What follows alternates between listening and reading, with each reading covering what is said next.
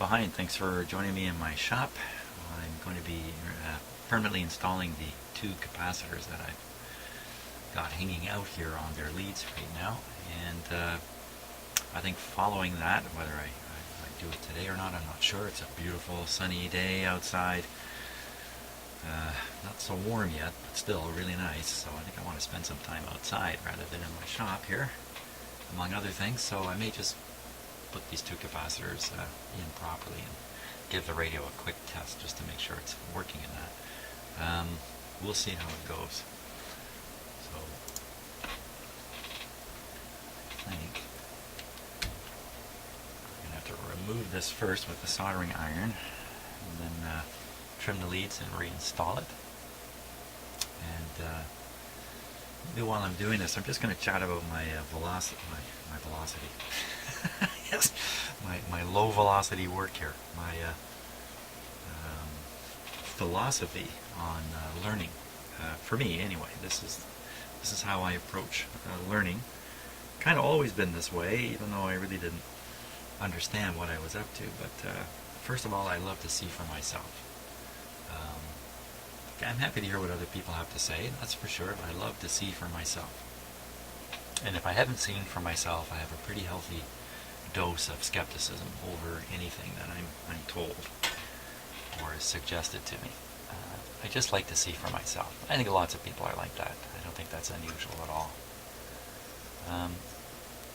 But I'm going to talk a little bit about a path in the woods. I think that's a good analogy for learning.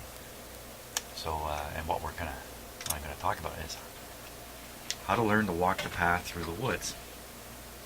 Now, it seems to me there's two basic approaches to learning the path through the woods.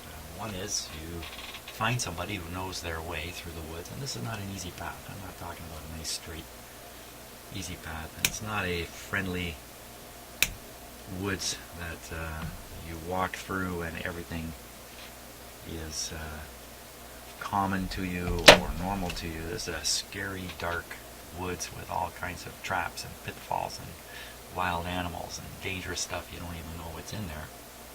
So one way is you get somebody who knows the path to show you the path. Maybe even walk you down the path.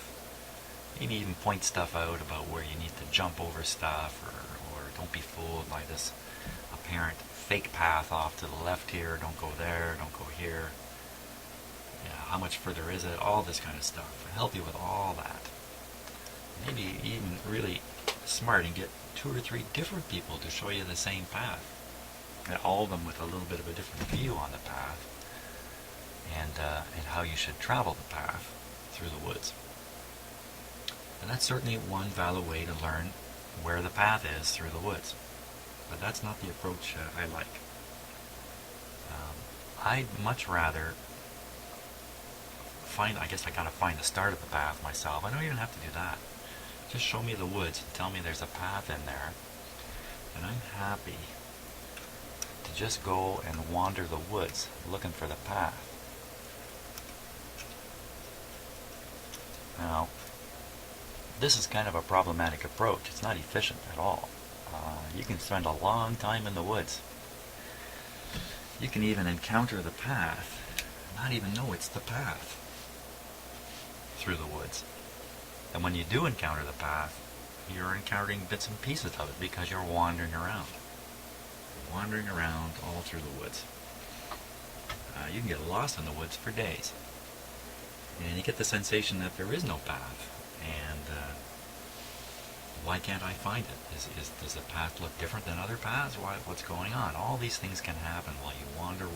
Of course, while you're wandering, you're discovering this fantastic waterfall, and you're finding this beautiful meadow, and all these other really interesting things that, of course, if you were on the path, you would never find.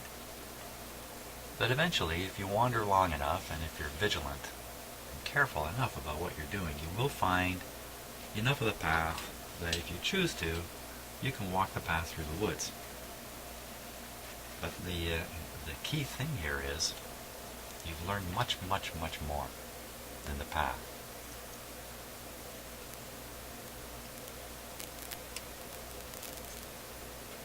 So, if you take that approach to learning, your way through the woods, and then one day, for some reason, you get parachuted into the woods. Maybe you wake up one morning and, oh my God, I'm in the middle of the woods. I should never have drank so much last night, or something like that. You're not going to be afraid, and you're going to find your way out. Because you know the whole thing, the whole lay of the land, the whole story, from start to finish. No matter where you go, you can figure out where the path is. And you can also become the best person to go in the woods with, by far. Well, those guys who know the path, eventually they'll stumble off the path, and they'll find a waterfall, and they'll find a meadow too.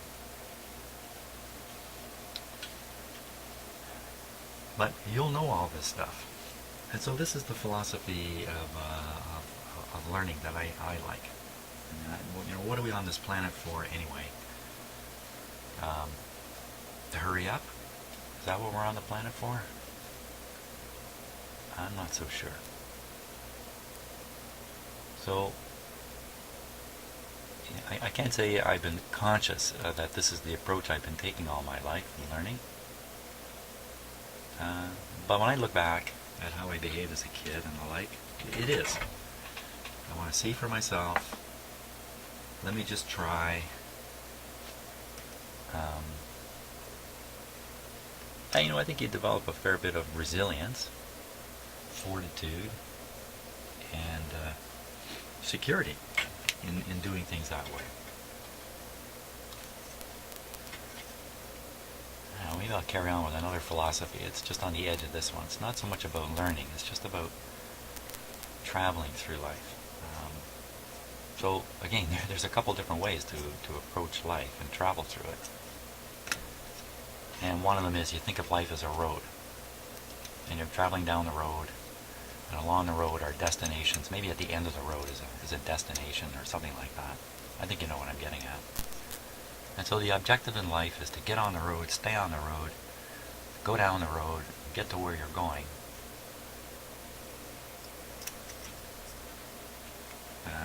Quickly and efficiently. And that certainly works. Certainly, I think highly successful people take this approach. They get an idea in their mind, they recognize the road ahead, and they get busy traveling down it. And highly successful people, I'm not knocking it. There's another way of looking at it. That's more like, it's not really a road. Life is not really being on a road. It's more like being in a ship at sea. Way out at sea. An endless sea, perhaps. And you have some notion about where you're going still. Everybody does all the time. They have some notion where they're heading in life. And, but the thing about a ship is every morning you wake up, and when you look out, what do you see? You see the same thing. You see this big ocean. Where am I? Where am I going? Well, you take some steps to figure out where you are and where you're going. You've got some charts, you've got some instruments to help you figure out your latitude, longitude, all that kind of stuff. And you generally chart a course back to where your goal is. But because it's tricky out in the ocean, staying on track, the winds blow you against your will, and all that kind of stuff, you can often find yourself off track. Off the beaten path. That's really not a beaten path in the ocean, is there? So, while you're off the beaten path, what can happen? Well, you can make a discovery no one else is going to discover, or something you never thought about. Maybe an island or something of that sort that it's not on the charts, and hey, look at that. And now, here's the decision. Do you ignore this thing which has shown up, not really intentionally on your journey, but it has presented itself. It's presented itself to you as an opportunity. It's an interesting island over there. Should we set sail for that, spend a few days there, see what's going on, or should we just stay on the road, so to speak. Of course, there is no road. But my philosophy on this is, you get up every morning, check out where you're at. You do have goals in mind. You got things you got to do. Like one of my goals right now is to finish my taxes and submit them before the time runs out. But if I get up this morning and the sun is shining and everything looks great, maybe I'll just go another day without finishing my taxes. I still have a little bit of time. And taxes are not fun, of course, doing them. So maybe I will spend some time doing something else. And the difficulty in running your life this way is you don't really know for sure if you're ever going to make it to port. The ultimate goal of your journey, you just may not work out that way. You may end up discovering an island you'd rather spend your time on than the one you've really been intent on going to all your life.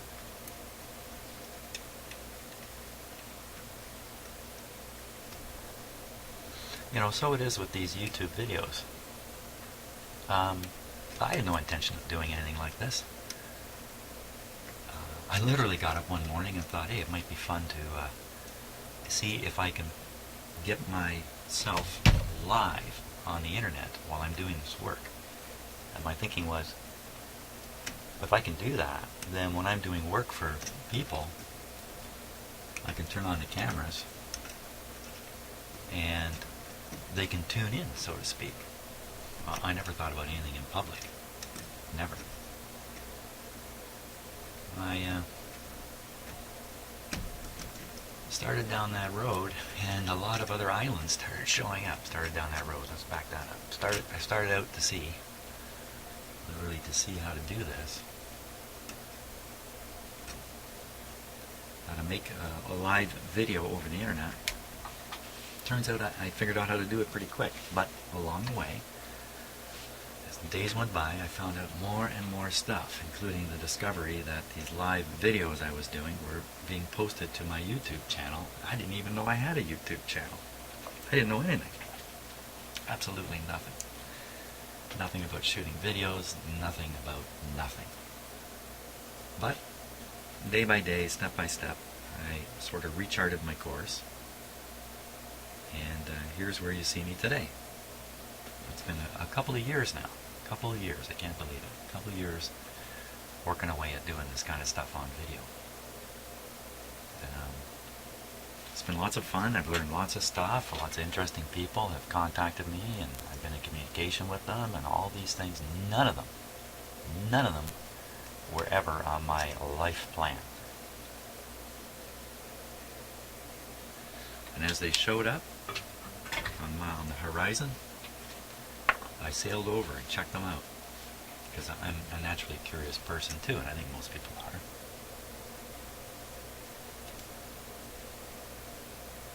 So, do I get anxious about not knowing where I'm going in life? I'm old enough now, and I'm sure many of you who are watching this are my age too, and you've realized that life is a journey that you don't have a lot of control over.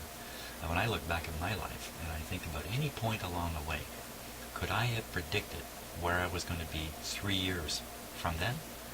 The basic answer is no, not really. Not really. Within 3 years, things have changed so much and so unpredictably that you really don't have an awful lot of control over your life. Any of you are ill or something like that, boy, you know exactly what I'm talking about. Fortunately, that hasn't hit part of my journey in life yet, not to me anyway. So, there you go.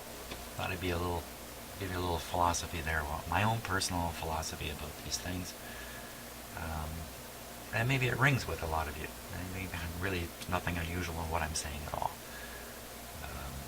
Lots of people are really living their lives the same way.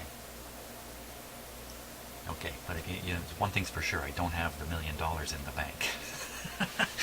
Maybe if I'd gone down the road, I'd have $1 million in the bank. Hey, but you know what? There's more sailing ahead. And maybe that island with $1,000,000 on it is up ahead. Okay, let's turn this thing on now and see if it still works. So just a quick little safety check here. Aha, yeah, one speaker's become unplugged. Well, now two have become unplugged. Okay, let me set this up here. We'll get it going. Well, I'm going to leave the video running. If I break the video, then I force myself to edit it. And oh, all kinds of wires have come off here. Yeah, I'm going to have to set things up a little bit here. So I will break the video. Okay, let's give it a go here. One last little quick check.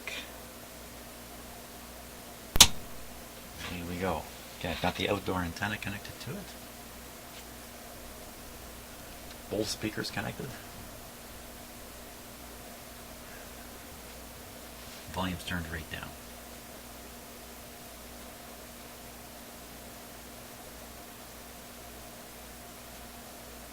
Okay, everything seems fine. Whoops, let's put it on full power. Turn up the volume a bit.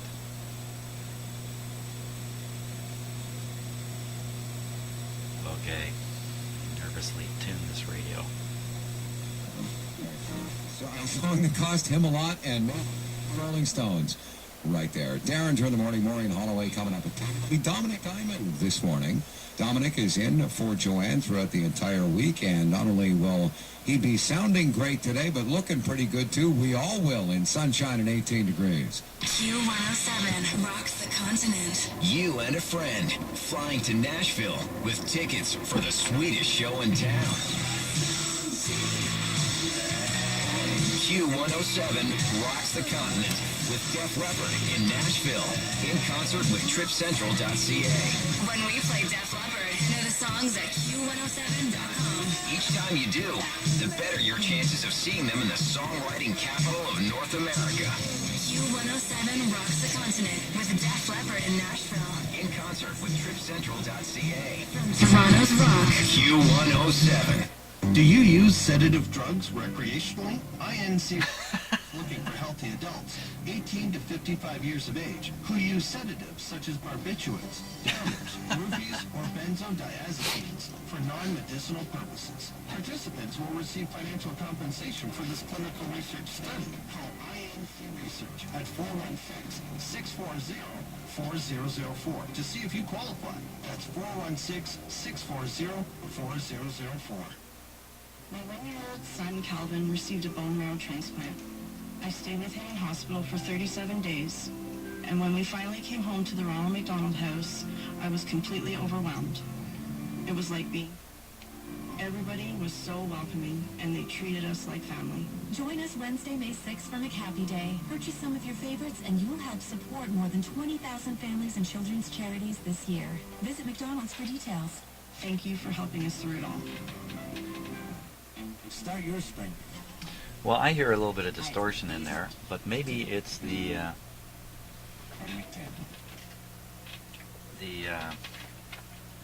detector, discriminator. So I may not have that set up right. Now, let's put the wobulator to work here. Hook it up here.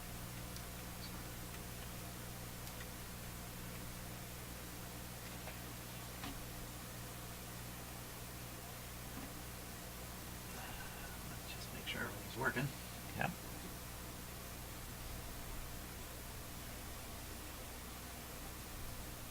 Where are you, wobulator?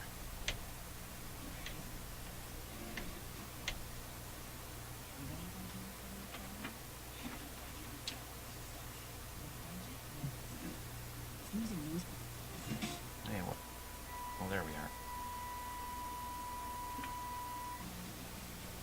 Okay, I'm going to tune to a quiet spot right around here.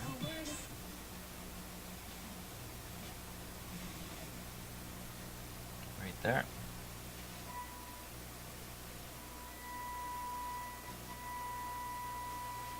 adjust the wobulator here.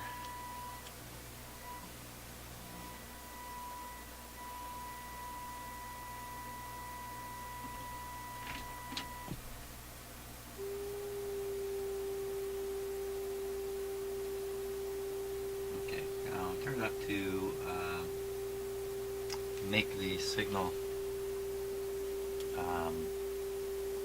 sort of utilize the whole FM bandwidth. That's not the right word for it. Deviation. The whole FM deviation. These receivers are designed for a standard deviation. How do you like that? Of about, or exactly, 75 kilocycles. So I'm going to turn this up to 75. So now the FM signal is moving back and forth 75 kilocycles from 100 megahertz or wherever it is. So I'm trying to push the radio towards its limit, hear what it sounds like. I better tune it.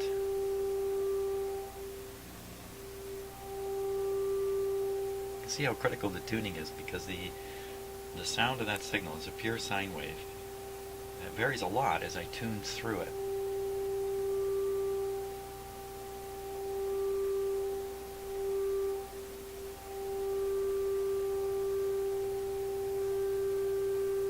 Well, I'd say that's the spot, just based on my ears, but I can't be absolutely sure about it. It doesn't sound proper to me. It sounds a little buzzy to me. And it could be happening all over the place in this radio. Who knows? But let's try the coil we've been working on here.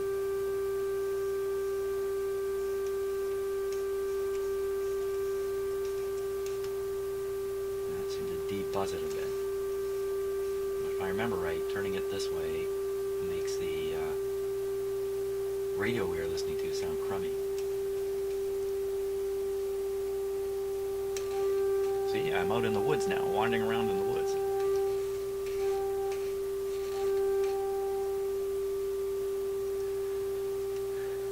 I think this is the basic message here is don't try to do these things by ear. You can get away with a little 5-tube AM radio, perhaps, without any instrumentation at all. Maybe not even a voltmeter. You can manage to tune it up. But as you get into more and more complex and higher frequency stuff, you really need to use the right instruments, use them right, as I'm learning, as I've been learning on this series of videos, and follow the instructions very carefully. An example of me wandering off in the woods and getting into a bit of trouble was using this meter and the audio coming from an AM modulated IF signal. I'm shoving through the IF and then tuning the radio to try to maximize this meter when really the radio is not designed to receive AM or amplitude modulation in the FM mode anyway. And in fact, I kind of whacked out the tuning by doing that. And but now I know. Now I know to watch out for that. Don't get fooled by it. From now on, I'll stay out of that part of the woods. Or if I do venture into that part of the woods, I will know exactly what I'm doing. And that's an important thing too. So same thing with using clip leads. I've learned about the capacitance in the clip leads. I was tipped off by a mentor who's emailing me with information, and he points out little things that I'm not picking up on. And sure enough, usually when I look into them, I find out these things that I don't think are so important are important. So, but now I know if I use clip leads, okay, there's a capacitance involved. I know if I twist them, the capacitance goes up by a factor of almost 10. And if I leave them laying separate, the capacitance is quite low. But of course, if they're separate, I'm going to get problems with picking up interference and stuff like that, which is another whole world to go in. I won't talk too much about that. So I think, okay, radio's working good, FM's working good. It's not great yet. I think I'm going to call it quits at this point for now today and go do some other stuff. So hope you enjoyed that. got the right capacitors in, hey, don't forget, there's an AM IF with capacitors that have question marks after them that I need to get back to. And now I know that I can utilize this guy and probably quite accurately determine what the capacitance really should be in the other IF, and so forth with all of them from now on. Great stuff. Had a lot of fun with this radio. Spent a lot of time in the woods. That's what's happened here. Hey, thanks for watching, and please subscribe if you're enjoying this kind of stuff. I have an endless supply of radios. I've got something waiting in my office right now to work on. There's just no end to this stuff. So see you on the next video.